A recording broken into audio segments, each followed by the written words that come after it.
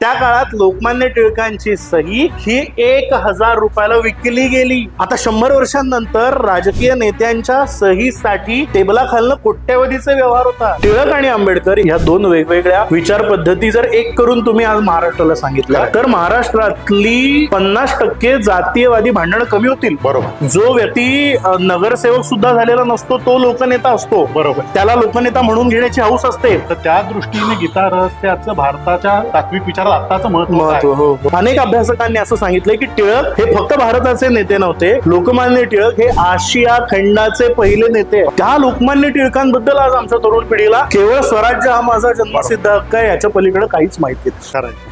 त्यांचे जशी पॉलिटिकल चळवळीला सामाजिक आणि राजकीय अंग होते, सांस्कृतिक अंग होते, तसंच आर्थिक अंग सुद्धा होते. अत्यंत मूलभूत अंडरस्टँडिंगवर आधारित असं आणि ते फार महत्वाचं आहे. ते फार महत्वाचं. जे दुर्दैवाने आपल्याकडे आलंच नाही. अनेक लोकांना हे माहितीच नाही की लोकमान्य टिळकांनी जॉईंट स्टॉक कंपनी सुरू केलेली होती. लोकमान्य टिळकांनी काच कारखाना सुरू केलेला होता. लोकमान्य टिळकांनी बँकांचे व्यवहार हे कॅश मध्ये न करता चेकद्वारे करा हे सांगितलेलं होतं. म्हणजे ही आर्थिक जाण 100 वर्षांपूर्वी इतक्या मोठ्या प्रमाणामध्ये टिळकांना होती आणि ती झिरपवायची जबाबदारी पण त्यांनी अंगावर घेतली.